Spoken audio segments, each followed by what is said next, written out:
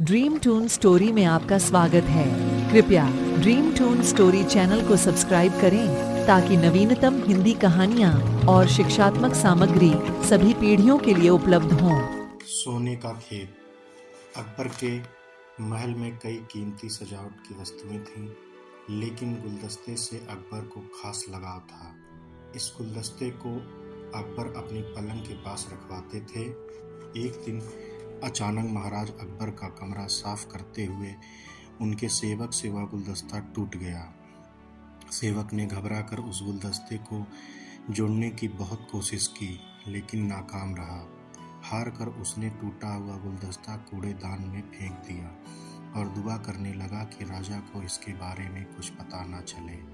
कुछ देर बाद महाराज अकबर जब महल लौटे तो उन्होंने देखा कि उनका प्रिय गुलदस्ता अपनी जगह पर नहीं है। राजा ने सेवक से उस गुलदस्ते के बारे में पूछा तो सेवक डर के मारे कांपने लगा। सेवक को जल्दी में कोई अच्छा बहाना नहीं सूझा तो उसने कहा कि महाराज, उस गुलदस्ते को मैं अपने घर ले गया हूँ ताकि अच्छे से साफ कर सकूं। या सुनते ही अकबर बोले, मुझे तुरंत वो गुलदस्ता ला कर दो।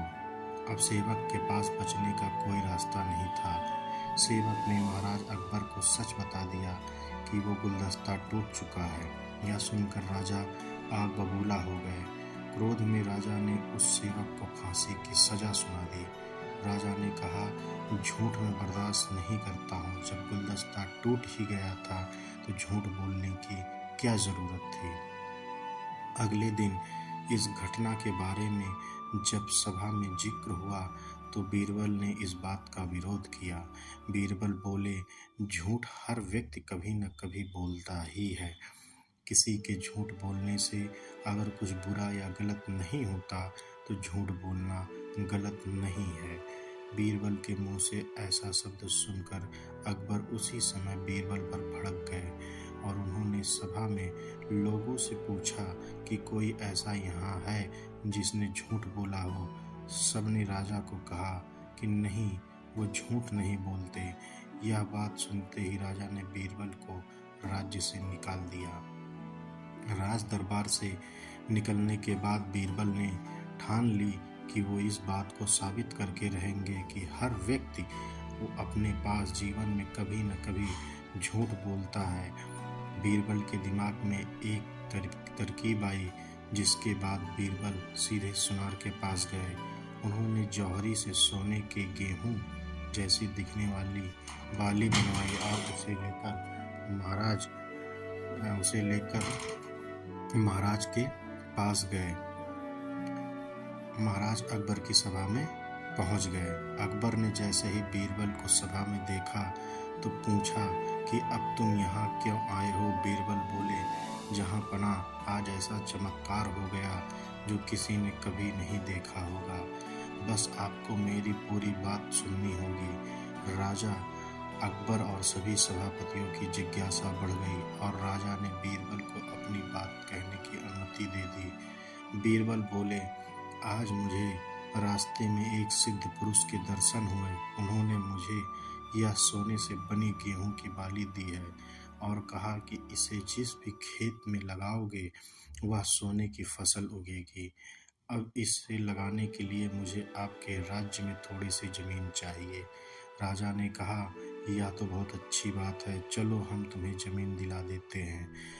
अब बीरबल कहने लगे कि मैं चाहता हूँ कि पूरा राज दरबार यह चमत्कार देखे। बीरबल की बात मानते हुए पूरा राज दरबार खेत की ओर चल पड़ा। खेत में पहुंचकर बीरबल ने कहा कि इस सोने से बनी गेहूं की बाली से फसल तभी उगेगी जब इसे ऐसा व्यक्ति लगाए जिसने जीवन में कभी झूठ ना बोला हो। बीरबल की बात सुनकर सभी राज दरबारी खामोश हो गए और कोई भी गेहूं की बाली लगाने के लिए तैयार नहीं हुआ। राजा अकबर बोले, क्या राज दरबार में कोई ऐसा व्यक्ति नहीं जिसने अपने जीवन में कभी झूठ ना बोला हो। सभी खामोश थे। बीरबल बोले, जहाँ पनाह अब आप ही इस बाली को खेत में रोप दीजिए। बीरबल की बात सुनकर महाराज का सिर झुक गया। उन्होंने कहा, बचपन में मैंने कई झूठ बोले हैं तो मैं इसे कैसे लगा सकता हूँ। इतना कहते ही बादशाह अकबर को यह बात समझ आ गई कि बीरबल सही कह रहे थे कि इस दुनिया में कभी न कभी सभी झूठ बोलते हैं।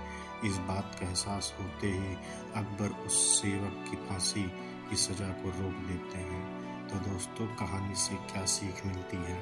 कहानी से ये सीख मिलती है कि बिना सोचे समझे किसी को बड़ा दंड नहीं देना चाहिए। हर काम को सोच विचार कर ही किया जाना चाहिए। साथ ही एक छोटे से झूठ की वजह से किसी व्यक्ति का आंकलन भी नहीं किया जाना चाहिए, क्योंकि कुछ परिस्थितियां ऐसी होती हैं कि कुछ लोग झूठ बोल देते हैं।